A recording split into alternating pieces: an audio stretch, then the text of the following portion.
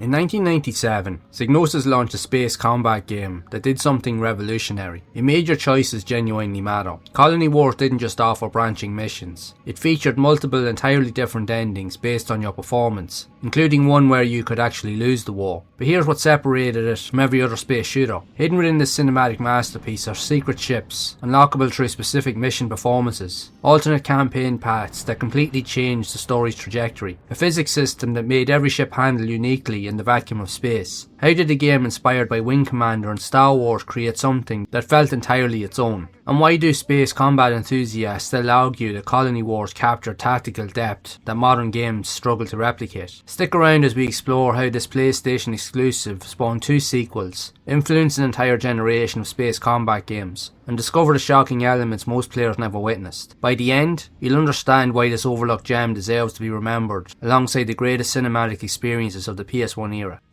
Colony Wars arrived on the PlayStation with a bold promise: cinematic space combat that actually gave weight to your actions. This wasn't just another rail shooter or arcade blastfest. This was Psygnosis, fresh off the success of Wipeout, taking everything they'd learned about PlayStation hardware and applying it to the final frontier. The result was something special, a game that captured the desperate struggle of a guerrilla space force fighting against an oppressive empire. While mission briefings felt like military orders, where losing a battle could alter the entire campaign, and where the war's outcome genuinely depended on your skill as a pilot. With space combat games having largely disappeared from modern gaming, Colony Wars' focused approach to tactical spaceflight and meaningful consequences feels almost revolutionary in retrospect. This was a game that respected your intelligence, rewarded your skill, and wasn't afraid to let you fail spectacularly.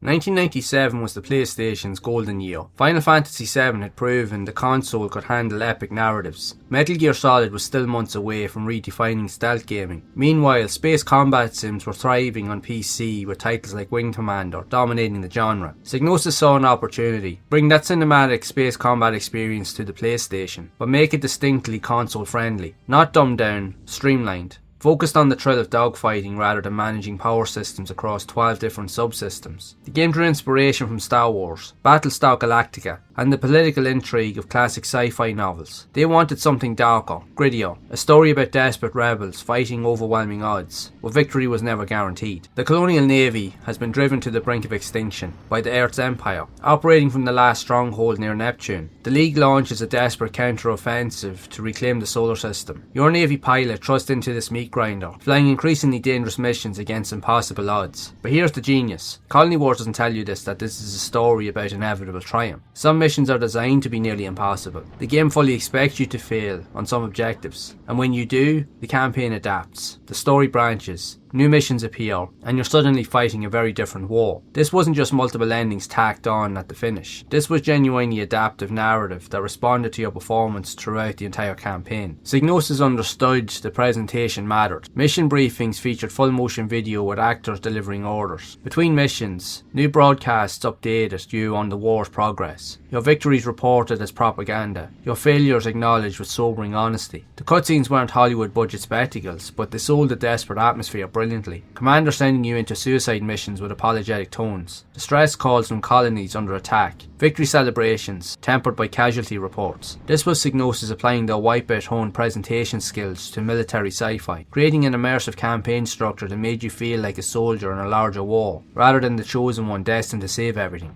Here's where Colony Wars proved its worth: the controls. Space combat sims on PC required keyboard layouts, with 40 different keys mapped out to various different functions. Colony Wars distilled this complexity into a PlayStation controller without sacrificing depth. Flight controls used the D-pad or analog stick. Pitch, yaw, roll, all felt responsive and intuitive. Weapons mapped to shoulder buttons. Throttle let you adjust speed for tight maneuvers or high-speed pursuits. And the targeting system, brilliantly simple: cycle through targets, lock on and fire. But the genius was in how ships handled differently based on their design. Fighters were nimble but fragile, bombers were sluggish but could shrug off damage. Your ship choice genuinely affected mission approach. This wasn't just stat differences, it was fundamentally different gameplay. The physics system, while arcade friendly, maintained enough simulation elements to feel tactical. Momentum mattered. Strafing sideways while maintaining forward speed let you dodge incoming fire. Using your ship's afterburner at the right moment could mean the difference between completing an objective or becoming space debris. Colony Wars understood that variety was essential. The multiple missions in the game across the main campaign never felt repetitive because objectives constantly shifted. You would have escort missions, where you'd have to protect supply convoys, while enemy fighters tried to overwhelm you. These taught patience. You couldn't just charge through every bogey. You had to maintain formation and prioritise threats. Assault missions, attack enemy installations, capital ships and fortified positions. These were the high intensity missions where your choice of ship and loadout mattered most. Reconnaissance, infiltrate enemy territory, scan targets, extract intelligence. These missions rewarded stealth and evasion over direct confrontation, proving Colony Wars could do more than just dogfighting. Defense operations, hold the line against overwhelming enemy forces. Some of these were deliberately near impossible, creating those branching story moments where honourable failure was a legitimate outcome. Capital ship battles, take down massive enemy warships by targeting subsystems. These felt epic, with fighters swarming around you, while you tried to cripple weapon systems, engines or command decks. The mission design never let you settle into the routine. Just when you mastered fighter combat, you'd be assigned a bombing run requiring completely different tactics. Just when you expected a straightforward assault, you'd face time limits or civilian evacuation complications. There were also multiple weapon systems that were in place. Your arsenal expanded as the campaign progressed, each weapon serving specific tactical roles. Larger cannons, standard armament with unlimited ammo, reliable, accurate, but required sustained fire to destroy targets. Plasma cannons, higher damage output but slower projectile speed, perfect for capital ship subsystems, less effective in dogfights. Missiles, limited ammunition, lock-on capability, devastating damage. The resource management here was key. Waste missiles on fighters and you'd have nothing left for the mission's main objective. Torpedoes, slow, powerful, designed for large targets. Watching a torpedo streak toward an enemy capital ship's reactor core never got old. Mines, deployable area denial weapons. In the right hands, these could completely control battlefield choke points. Swarm missiles, fire and forget munitions that tracked multiple targets. Expensive but incredibly satisfying when 6 missiles simultaneously hit 6 different enemy fighters. Weapon selection before missions mattered. Load up on anti-fighter missiles and you'd struggle against capital ships. Focus purely on torpedoes and you'd be defenceless against fighter swarms. The game rewarded players who understood the coming mission requirements and equipped accordingly. The heads-up display conveyed critical information without overwhelming you. Shield strength, hull integrity, weapon status, radar, all positioned with quick glances without obscuring your view. The radar was crucial. Learning to read it, understanding when blips represented fighters versus capital ships, recognising when you were being flanked, tracking objective markers, separated competent pilots from elite ones. The targeting system provided essential data, enemy ship type, shield status, and distance. Experienced players could glance at this information and instantly know whether to engage or evade based on their current loadout and mission status.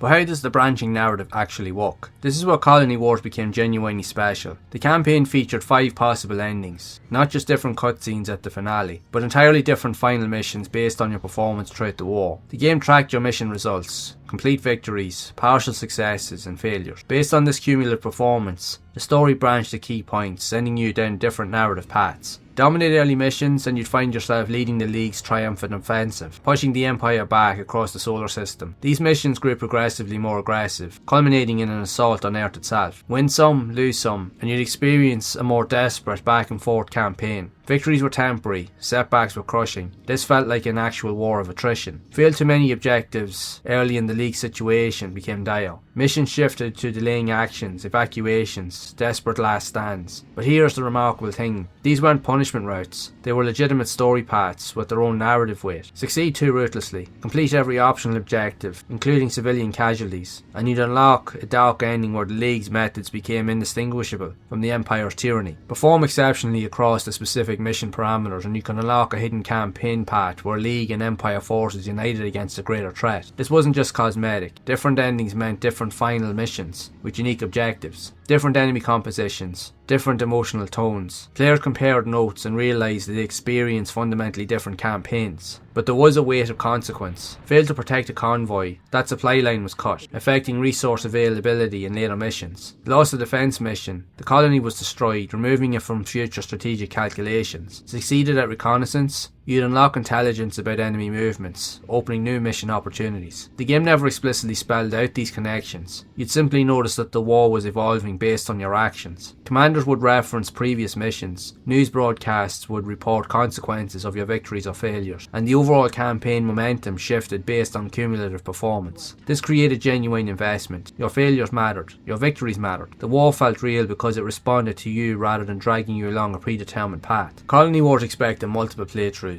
The first campaign taught you the systems, introduced the story, and probably resulted in a middle path ending. The second playthrough, you chase a specific ending, maybe that triumphant victory path, maybe the desperate last stand narrative. Each subsequent playthrough revealed new details, new mission variants, new story beats. Players who managed to find all endings experienced a complete picture of the conflict that no single playthrough could provide. This was remarkably ambitious for a 1997 game, as most titles offered binary good-bad endings at best. Colony Wars built an entire narrative system around performance-based branching. If you are enjoying the video so far, be sure to subscribe and leave a like or hype the video so that it can reach more retro gaming enthusiasts who also enjoy this type of content. And also be sure to check out my Patreon page where you'll gain access to exclusive content and member only live streams that will bring even more PS1 content to you if you're interested in supporting the channel, and it would be awesome if you do. Colony Wars' longevity came from discovering content hidden beneath the surface. The most coveted secrets were the unlockable ships, vessels that completely transformed your tactical options. Complete specific missions with perfect performance ratings and you'd unlock the ability to fly captured enemy fighters. These ships featured different weapon loadouts and handling characteristics, offering fresh perspectives on familiar missions. Hidden behind a chain of specific mission objectives, the prototype bomber was an experimental craft that combined heavy firepower with surprising maneuverability, but the unlock requirements were cryptic. You'd have to destroy specific optional targets across multiple missions in a precise sequence. The Interceptor, unlockable through the Victory Path campaign. This ship represents the League's ultimate achievement in fighter design. Blazing speed, excellent shields, and weapon compatibility with pretty much everything. The reward for dominating the war. Getting these ships required dedication and research. Pre-internet gaming meant players shared discoveries through magazines and word of mouth. Finding that someone unlocked a secret ship and trying to replicate their exact mission performance created a community of dedicated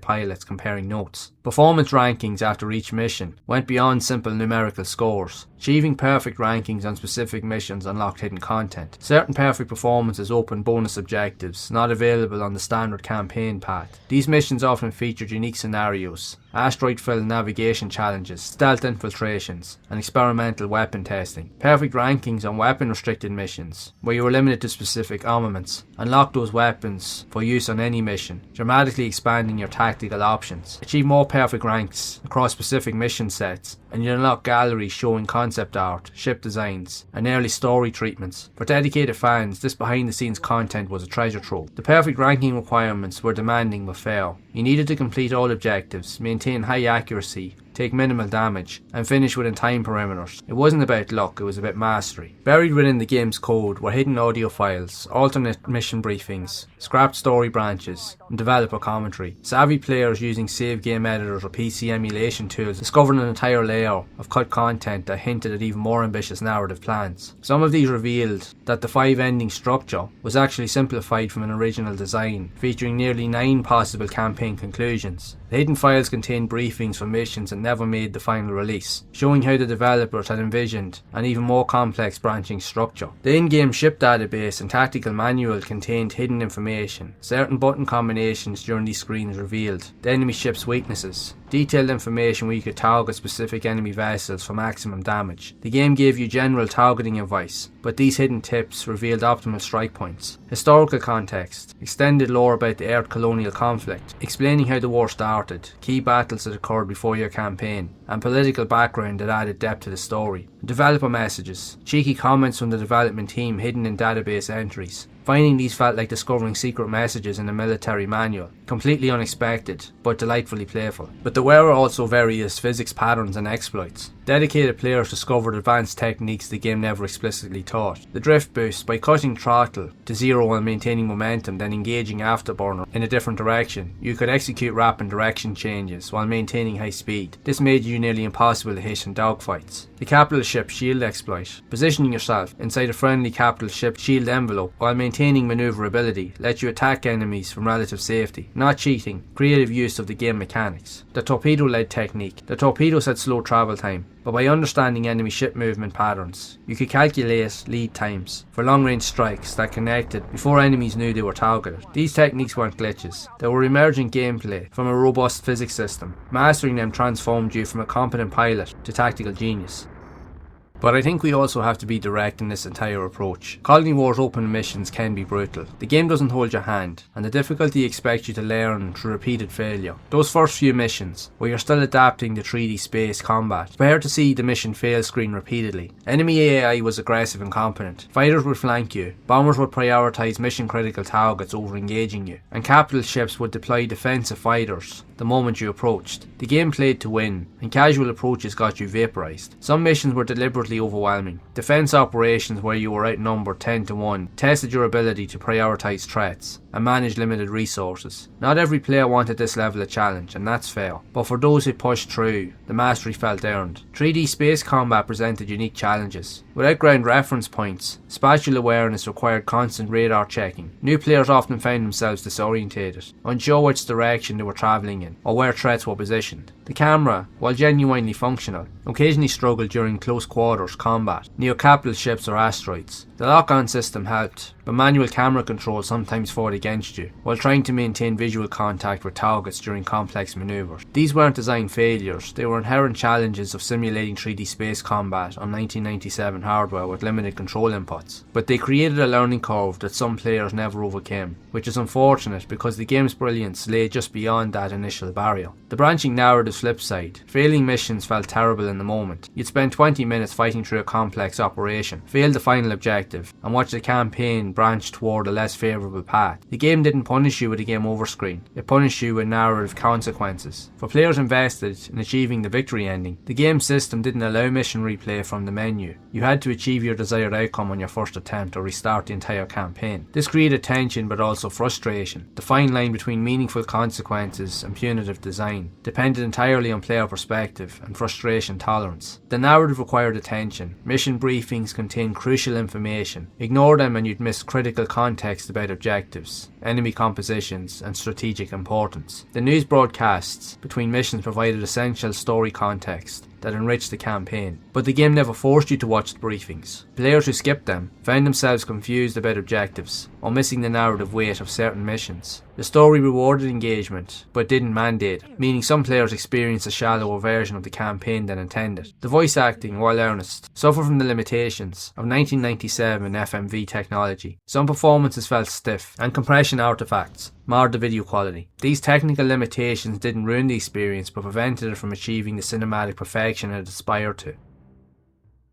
Colony Wars, however, would leave a lasting legacy, which could be seen in the many sequels that followed. With Colony Wars Vengeance releasing in 1998, the sequel flipped the script, putting you in the cockpit of Empire pilots against League insurgency. This perspective shift was brilliant. Suddenly the rebels were terrorists, and you were defending order against chaos. The moral ambiguity deepened. Vengeance refined the engine, added more ships, expanded mission variety, and pushed the PlayStation hardware even further. Many consider it the technical peak of the trilogy, though some felt it lost the desperate underdog energy that made the original feel so compelling. Colony Wars Red Sun, which released in 2000, would be the final entry that abandoned the Earth colonial conflict entirely, jumping forward in time to a new solar system with fresh factions, more ships, more weapons, and more missions. But some felt the formula was exhausted by this point. Red Sun introduced land-based combat missions alongside space battles, but the vehicle combat never quite matched the spacecraft handling quality. It was ambitious, technically impressive, and a solid conclusion to the trilogy, but it didn't revolutionise the formula the way the original had. Colony Wars' influence on the subsequent space combat games that followed was massively significant. Free Space 2, releasing in 1999, while developed independently, shared many design philosophies with Colony Wars: cinematic presentation, branching campaigns, and tactical combat. X-Wing Alliance, LucasArts' final X-Wing game, featured similar branching mission structures and family-based narrative framing, clearly influenced by Psygnosis' approach. Starlancer, a space combat game that borrowed heavily from Colony Wars' control scheme and mission structure, translating complex PC sim design to console controllers. And you see many of these elements in modern indie space sims. Games like Everspace and Chorus all carry DNA from Colony Wars' approach to console-friendly space combat with meaningful narrative stakes. The game proved that space combat could work on consoles without dumbing down the experience. That lesson echoed through 2 decades of subsequent development. While Colony Wars never received a PC port, its influence rippled throughout the PC space sim community. Developers recognized that Psygnosis had solved the controller interface problem, translating complex ship controls to limited button inputs without sacrificing depth. This informed how later PC space games implemented gamepad support. Wing Commander Prophecy's gamepad mode borrowed ideas directly from Colony Wars' control scheme. Even modern games like Elite Dangerous and Star Citizen designed their control layouts with lessons learned from Psygnosis' masterpiece. But why has this memorable series disappeared from memory? Why isn't Colony Wars often discussed alongside the PlayStation's greatest hits? There are likely several factors. With it being a PlayStation exclusive, remaining on Sony's platform meant PC space sim enthusiasts and the core space combat audience never got to experience it. The genre's biggest fanbase missed it entirely. It was also a niche genre. Space combat sims were already niche in 1997, that squeezed between arcade shooters and complex PC simulations. Colony Wars occupied an awkward middle ground. Limited marketing was also a possibility. Psygnosis focused promotional resources on Wipeout and Destruction Derby. Colony Wars received modest marketing compared to their flagship franchises. Timing. Releasing between Final Fantasy VII and Metal Gear Solid meant it competed for attention during PlayStation's most competitive era, and yet there are no modern re-releases as of yet. Unlike many PlayStation 1 classics, Colony Wars never received PS2 re-releases, PSN availability or even modern ports. New generations literally couldn't play it. It became a cult classic remembered fondly by those who experienced it, but forgotten by the broader gaming community, a fate undeserved for such an innovative title.